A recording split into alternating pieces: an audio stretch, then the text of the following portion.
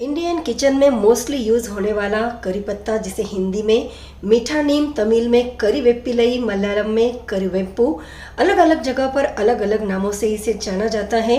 औषधीय गुणों से भरपूर होने के कारण ये बहुत ही बेनिफिशियल होता है हमारी सेहत के लिए। तो किसी ना किसी रूप में हमें करी पत्ता हमारे खाने में ज़रूर शामिल करना चाहिए। डेली डाइट में जो कुछ भी हम खाते हैं तो स्वादिष्ट होने के साथ साथ ज़रूरी है उसका सेहत के लिए फ़ायदेमंद होना। तो डिनर या लंच में जो कुछ भी हम खा रहे हैं वो अच्छे से डाइजेस्ट भी होना चाहिए और सेहत के लिए बेनिफिशियल भी होना चाहिए। तो ऐसी ही एक बहुत ही हेल्दी रेसिपी लेकर आज मैं आपके लिए आई हूँ। तो आज हम बना रहे हैं करी लीव्स की चटनी। तो इस चटनी को बनाने के लिए मैंने ताज़े ताज़े करी पत्ते तोड़कर लाए हैं, जिसका पेड़ मैंने गमले में छोटा सा लगाया हुआ है। वैसे अगर आपके गमले में पेड़ नहीं है तो आप इसे आसानी से मार्केट से भी खरीद कर ला सकती हैं। देखिए, अब सभी जो करी लीव्स है ना उसे निकाल लेते हैं और अच्छे से वॉश कर लेते हैं ताकि इस पे जो भी धूल मिट्टी लगी हो वो निकल जाए।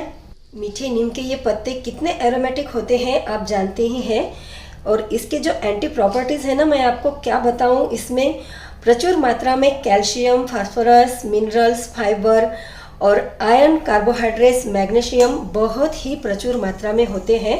तो आप सोच सकते हैं इसके कितने बेनिफिट्स होते होंगे जब हम इसे खाते हैं। तो पाचन शक्ति को इंक्रीज करने के लिए, कोलेस्ट्रॉल कम करने के लिए, आईसाइट को बढ़ाने के लिए और डायबिटीज़ वाले लोगों के लिए ये बहुत ही बेनिफिशियल होता है। हमारे किचन में कई सारे व्यंजन बनाने के लिए इसका यूज़ होता ही है, लेकिन अगर हम रोज़ाना इसका पाउडर बनाकर 2 चम्मच गर्म पानी के साथ अगर सेवन करते हैं तो स्किन, हेयर और हेल्थ के जो कुछ भी समस्याएं होती हैं उससे हम तुरंत निजात पा सकते हैं।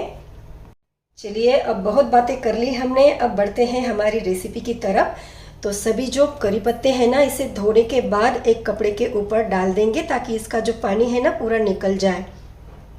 अब नेक्स्ट क्या करेंगे, मैंने यहाँ पर 2 कप करी पत्ते लिए हैं, तो इसके लिए हमें चाहिए 7 से 8 लाल मिर्चें। लाल मिर्चों के जो डंठल है उसे मैंने निकाल दिया है। अब कढ़ाई रख दी है गैस पर और इस पैन में मैं ऐड कर रही हूँ जस्ट 1 टीस्पून भर के ऑयल। और जब ऑयल गर्म हो जाए तब हम क्या करेंगे, ये जो करी पत्ते हैं ना धोकर सूखे हुए, इसे डाल देते हैं कढ़ाई के अंदर।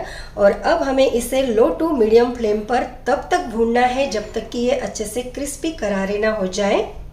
इस चटनी को एक बार बनाकर हम कम से कम 8-10 दिनों तक स्टोर करके खा सकते हैं। जब ख़त्म हो जाए तब आप इसे फिर से बनाइए। तो खाने का जायका बढ़ाने के साथ साथ पाचन क्रिया को इंक्रीज करने के लिए भी ये मददगार होगी।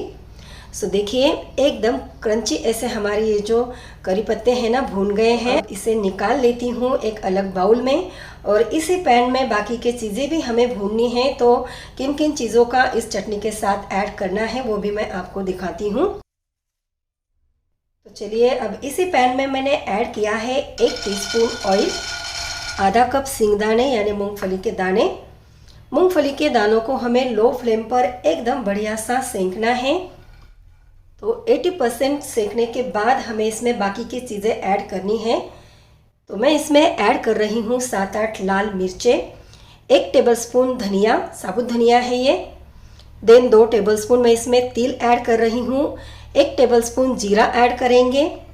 और सभी चीज़ों को अब हमें फिर से भूनना है। देखिए, सिंगदाने को भूनने में ज़्यादा टाइम लगता है, इसलिए हमने पहले सिंगदाने भून लिए हैं और 80% भून जाए तब हम बाकी के चीज़ें इसमें ऐड करके उन्हें भी अच्छा सा भूनेंगे। तो जस्ट 1 मिनट ही लगेगा बाकी के चीज़ें डालने के बाद इसे भूनने के लिए। और बस अब इसे होने देते हैं ठंडा। अब सभी चीज़ों को हमें मिक्सी में ग्राइंड करना है, तो पहले ठंडा करेंगे और बाद में अब एक जार में हम इसे डाल देंगे। दोस्तों, आज की हेल्दी रेसिपी अगर आपको पसंद आई हो तो इसके लिए एक लाइक ज़रूर करिएगा। अगर पसंद नहीं भी आती है तो आप डिसलाइक भी कर सकते हैं और इसे ज़्यादा से ज़्यादा शेयर और चैनल पर एक कमेंट ज़रूर करिएगा। अब सब्सक्राइब तो आपने किया ही होगा क्योंकि मैं इतनी टेम्पटिंग हेल्दी रेसिपी जो आपके लिए लाती हूँ, और अगर नहीं किया है तो जल्दी से चैनल को सब्सक्राइब भी कर दीजिए। चलिए, अब मैं इसमें ऐड कर रही हूँ 1/2 टीस्पून भर के अमचूर का पाउडर, स्वादानुसार नमक, और बस अब हमें इसे हल्का दरदरा पीसना है। अब इस चटनी को हमें एकदम हल्का दरदरा पीसना है। ध्यान रहे इसका एकदम फाइन पाउडर नहीं बनाना है हमें, नहीं तो चटनी खाने में मज़ा नहीं आएगा। और अगर आप तीखा कम या ज़्यादा पसंद करते हैं तो उसके अकॉर्डिंग लाल मिर्ची को इसमें ऐड कर सकते हैं। मैंने 7 से 8 मिर्चें ऐड की थी। और देखिए यहाँ पर हमारी दरदरी चटनी बनकर तैयार है। इसे निकाल लेती हूँ। तो आप इस चटनी को ज़रूर ट्राई करिएगा दोस्तों।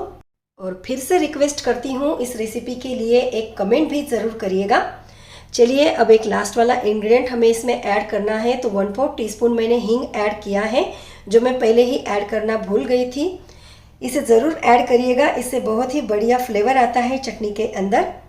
और वैसे भी हींग जो है वो भी हमारे सेहत के लिए काफ़ी बेनिफिशियल होता है। तो चलिए फिर से मिलेंगे ऐसे ही नेक्स्ट यूनिक और एकदम टेस्टी हेल्दी रेसिपी के साथ। तब तक के लिए बाय और थैंक्स फॉर वॉचिंग।